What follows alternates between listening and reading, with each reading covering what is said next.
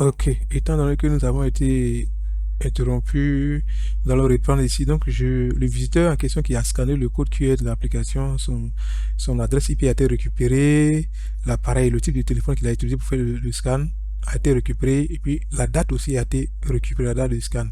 Et en secondo, ici, par exemple, on peut voir que l'administrateur a la possibilité de supprimer le, les utilisateurs ou aussi de changer les mots de passe.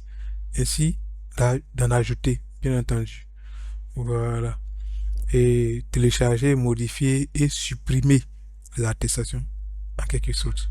Du coup, s'il veut supprimer par exemple l'attestation numéro 8 du lot 1, l'administrateur peut la supprimer directement et il va nous rester 10 attestations au total. Maintenant, concernant la maquette de l'attestation qui se trouve ici, c'est une maquette comme ça hein, que quelqu'un a fait. Il a dû récupérer ça comme ça pour pouvoir essayer d'implémenter les superficies en question là-dessus. Ici sur la maquette, nous avons un code QR qui intègre la superficie et les différentes positions des lots ainsi que l'îlot. Et sur la même attestation, on a le, le lot, le numéro du lot et ainsi que la superficie et les différentes positions. Ici, en haut, nous avons déjà la référence qui comporte le numéro du lot. Ensuite, on a le lot lui-même et l'îlot. En deuxième partie, en troisième partie, on a le lot, le numéro du lot et la superficie. Et en dernière partie ici, qui est la partie finale, on a le numéro du lot qui est 11 et le numéro de l'îlot qui est 2. Et là, ainsi que la superficie. Donc, supposons que vous aviez une maquette qui est déjà gérée, vous-même qui n'a rien à voir avec celle-ci.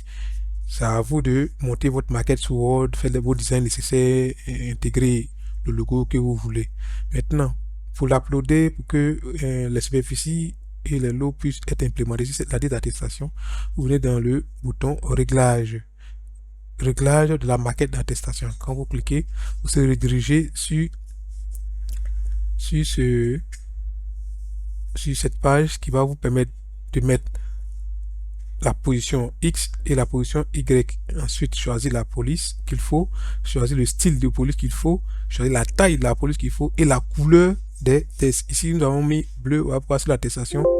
Vous avez vu qu'il y a une couleur bleue ici qui est sortie dans le thème de référence. Si on change l'attestation, on change la couleur, par exemple, prenons la couleur rouge.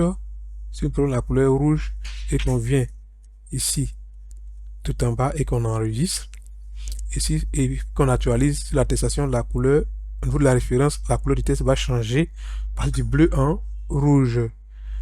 Ainsi de suite, si nous venons ici, c'est la position de réglage du code QR ici. Ici, vous pouvez choisir, parcourir, choisir votre maquette et sur laquelle implémenter vos superficies et autres. Et puis, cliquez sur uploader. Voici en quelque sorte la phase finale de l'application, comment monter vos attestations dans vos différents bureaux, ainsi de suite. Ok, sur ce, on se dit goodbye et à la prochaine vidéo. Merci bien.